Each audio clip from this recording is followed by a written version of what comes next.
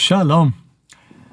No judaísmo existe o conceito da unidade do Criador, ou seja, Deus é um, só Ele é Deus, nada mais é Deus. Para muitas pessoas, muitas culturas, esse conceito é muito difícil de ser compreendido. Então elas acabam criando várias deidades. Isso é da época dos romanos, dos gregos, do início da criação. As pessoas tendem a criar isso. E por quê? É fácil. Você pensa numa empresa. Olha, essa empresa ela é muito grande, ela produz muitas coisas, etc. e tal. Quantas pessoas estão lá? Então tem o diretor, tem o presidente, o vice-presidente, o gerente. É difícil para a mente humana da maioria das pessoas compreender que Deus é um, porque existem tantas coisas a serem feitas no mundo que elas tendem a, erroneamente, a subdividir as tarefas, né? Então, existe lá uma entidade que vai cuidar do tempo, outra vai cuidar da planta, outra vai cuidar do animal, outra vai cuidar do mar, outra vai cuidar do vulcão, e assim se vai. Mas existe um conceito judaico muito interessante que o Rav Dessa traz, que ele fala, existem três coisas que são uma, né? É uma espécie ali de três coisas, sei lá como é que vamos chamar isso, né? Mas que são essas três coisas? É o Yetzer Hara, a inclinação para o mal, o Satã, né? Satã, o pessoal entende, é o Satanás, é o capiroto, seja qual o nome que se dê, e o anjo da morte. Então ele vai explicar como isso acontece. Por que essas três coisas são uma? Bem, ele explica de um conceito muito interessante. O ser humano ele tem que ser desafiado, ele tem que ser testado, porque o Criador quer dar o prêmio para cada um. Então a função do Satã é essa, a função desses três são um, é essa, do Yetzer Hara, do Satã, do anjo da morte, não importa. O que vai diferir é o nível em que eles se encontram. Então, primeiro, o ser humano ele vai receber uma ideia de jirico, de fazer uma besteira, fazer uma haverá. Essa ideia primordial é chamada de Yetzer Hara, inclinação para o mal. Se o ser humano sucumbe a esse Yetzer Hara e faz aquela transgressão, comete aquele pecado, então agora é como se ele tivesse se fortalecido e vira o Satã. O Satã é o quê? É o acusador. Então você pega lá o livro de Jó, e o que acontece no livro de Jó? Chega lá o Satã diante do Criador pedindo para acusar Jó, falando, não, Jó fez isso e aquilo. Tá. Quando a acusação ela é aceita, o que vai acontecer? Então, é como se ele subisse de nível, agora vai virar o anjo da morte. O que ele vai fazer? Isso mesmo. A gente sabe que a morte entrou no mundo por causa do pecado do Adão. Se não houvesse esse pecado, não haveria a morte no mundo. Ok?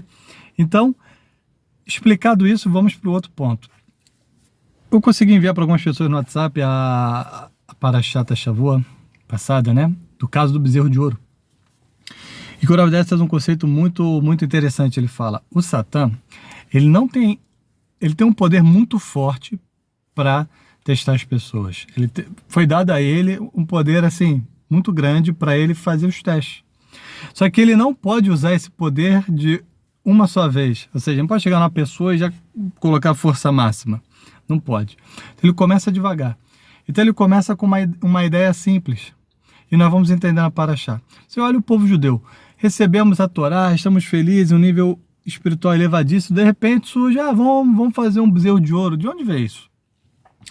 Primeiro, Moshe falou que ele ia ficar 40 dias no monte para receber a Torá, e ele iria chegar antes do meio-dia, ou no meio-dia, algo assim. Então tá bom, o povo esperou ali pacientemente, chegou o horário que Moshe tinha falado, Moshe não chegou.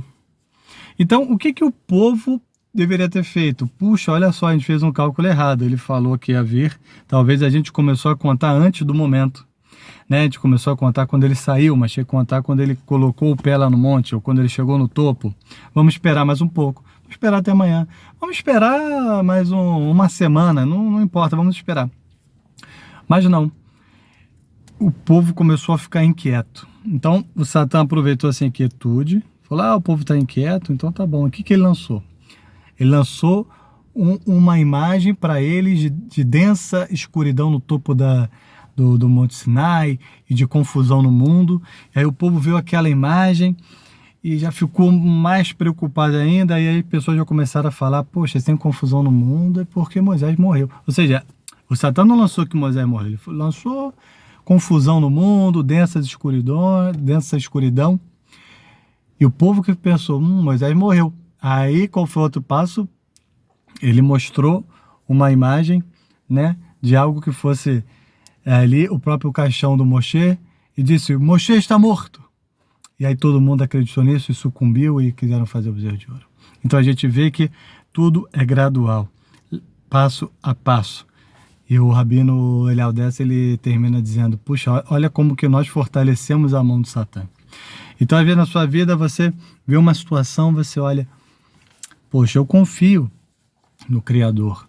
Mas se a sua confiança não for 100% nessa geração que nós estamos, é muito perigoso. A pessoa pode até enlouquecer, porque em todas as gerações passadas, as pessoas sempre acreditavam em uma espiritualidade. Todo mundo rezava. As pessoas cometiam erros, rezavam para vários deuses. Pessoas que rezavam para o Criador, mas de uma forma errada. Mas todo mundo rezava, todo mundo acreditava que existia Deus e que controla o mundo e que nós estamos aqui para fazer alguma coisa que seja a vontade dele. Mas na nossa geração a gente vê que existe um espírito muito forte de negação a Deus. Então chega-se num nível em que nós que acreditamos que Deus existe, que estamos aqui para cumprir os mandamentos dele, nós somos considerados os loucos da geração. Então se nós não temos uma fé, uma emuná, uma confiança no Criador de 100%, qualquer coisinha que pode acontecer na nossa vida, né? Talvez você esteja aí procurando um emprego e você manda currículo e não recebe nada.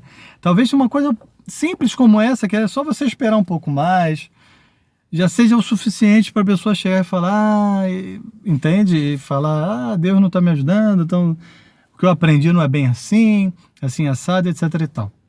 Então, é muito perigoso. Para finalizar, falei com Jó, e eu vou trazer um conceito de Jó aqui que muitas pessoas não entendem, coitada, não entendem nada de Jó. Quem era Jó? O Iov. O Paró, esse mesmo Paró que escravizou o povo judeu no Egito, ele tinha 3 conselheiros. O Itro, que depois vai ser o sogro do Moshe, de Moisés, o Jó, e tinha um conselheiro que nós vamos ver lá na frente ainda, que era o Bilam, isso mesmo. E aí chegou a determinado momento, ele falou, poxa, o povo judeu está se multiplicando muito, o que eu faço com eles? O Bilam falou, destrói que você vai se dar bem. O Jó ficou calado, falou, pô, não vou falar nem bem nem mal, vou ficar na minha. E o Ítalo falou, não faz isso contra o povo judeu não, e tudo mais, não vai prevalecer e tal. O Paró não gostou nada daquilo, etc e tal. O Ítalo percebeu, né, mas na reunião levantou ali, falou, eu tenho que ir ali que estão me chamando, foi embora, fugiu. E aí o que aconteceu? O Criador gostou muito do Jó, não falou mal contra do povo judeu, etc e tal. E o Criador queria dar o mundo vindouro para Jó, mas o mundo vindouro, um local especial, foi reservado só para os Bnei Israel, só o povo judeu. E o Jó não era judeu, mas achei que queria recompensá-lo. Para ele receber essa recompensa, ele teria que ser testado. E aí o que acontece? Aí você já começa a entender a história. Vem o Satã e traz uma acusação contra Jó. E aí o Criador fala, o quê? Meu servo justo? Não. E aí o Satã fala, não, se eu puder testá-lo, o senhor vai ver que ele não é justo a esse nível. Que nível? O nível do povo judeu. Porque o povo judeu tem uma característica. Para pensar. Quantas dificuldades já passou o povo judeu na história? A mais recente foi ali a Segunda Guerra Mundial, né? Você já deve ter visto filmes e tudo mais. Mas o que tem de especial no povo judeu? Muitas vezes, ele é levado a situações extremamente complicadas e ainda assim ele consegue dizer, não, é a vontade do Criador, se a mina chamarem, estou aqui para isso mesmo, não entendo o que está acontecendo, mas vamos seguir em frente. E o povo judeu não termina por causa disso. Né? Vem perseguições, vem impérios, vem ditadores, vem reis, vem tudo querer destruir o povo judeu continua firme. Então, o teste que Jó teria que ser submetido, teria que ser esse mesmo teste. Então, o que acontece primeiro? Ele perde seus parentes, ocorre uma tragédia, todo mundo morre, ele perde as riquezas, ele perde tudo, a esposa dele fala, amaldiçoa a Deus e termina isso logo. Ele fala, você está louca? Quando Deus dá, a gente agradece, quando ele tira, a gente agora vai ficar reclamando. Ele passou no primeiro teste. Estava muito perto de receber a recompensa dele no mundo vindouro. E aí o Satã volta e fala, não, tudo bem, ele passou nesse teste, mas é porque o sofrimento não veio sobre ele, não veio no corpo dele, veio nas coisas que estão ao redor dele.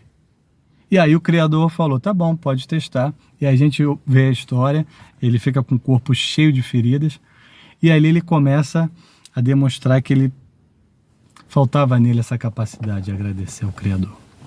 A mesma capacidade que falou, Deus deu a riqueza, tirou, qual o problema? Faltou nele dizer, de falar, Deus deu a saúde, mas tirou, qual o problema? Estou aqui para fazer a vontade dele, não entendo os caminhos dele. E você vê que ele começa a falar, não, porque eu sou justo, estou sofrendo isso, então talvez o justo ele é punido junto com o perverso e tal. E os amigos que tentam consolá-lo falam, olha, algum pecado você deve ter cometido, mas não tinha cometido nenhum pecado. O Criador queria dar um presente muito bom para ele e mandou esse teste para ele. Até que no final um jovem abre a boca e fala, olha, vocês não estão vendo nada, o problema que eu enxergo aqui é que o Jó ele fica se justificando e para isso ele injustifica a Deus, ou seja, ele está começando a falar que Deus não é justo, Haz Shalom. E aí se toca no ponto que era, acaba o teste, o Criador se revela, explica tudo para Jó, Jó, onde é que você estava quando eu criei, né, o Leviatã, onde é que você estava quando eu criei o Bermoto, onde é que você estava nisso, naquilo, aquilo, ou seja, faltou em você a capacidade de parar e refletir e falar, puxa, eu não entendo nada do que está acontecendo, mas o Criador é justo, essa é a vontade dele e eu aceito. Faltou isso nele. Não tem problema, o Criador se revelou. E como é que é o final da história de Jó? Ele passa a ter muito mais parentes que ele tinha, ele passa a ter muito mais riquezas que ele tinha. O que significa? Que ele recebeu a recompensa dele nesse mundo. Ele não teve a capacidade de receber a recompensa no mundo vindouro, ser testado. O Criador é justo, então falou, tá bom, vou te dar recompensa nesse mundo, muito mais do que você tinha. E acaba a história. Então, esse vídeo, talvez você está passando uma dificuldade muito grande e não sabe por quê.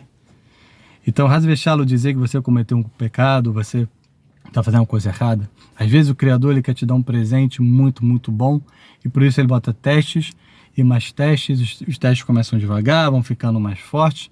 Não sucumba, não fortaleça as mãos do anjo da morte. Não deixe que o Yetzirah vire o Satã e vire o anjo da morte. Tá? Confie em Hashem, tudo que ele faz é para o nosso bem, ele é bom, ele é o Todo-Poderoso. Talvez você está com problema financeiro, agradeça que você tem saúde. Talvez você está com problema de saúde, agradeça que você ainda está vivo e que Hashem já curou muitas pessoas e pode curar outras. E ainda que seja a vontade dele não te curar, você termina a sua jornada aqui, agradeça a ele, todo mundo vem para esse mundo, todo mundo sai. Então, você não é o primeiro, não é o último, assim como eu, como ele, como ela, todos nós, ok?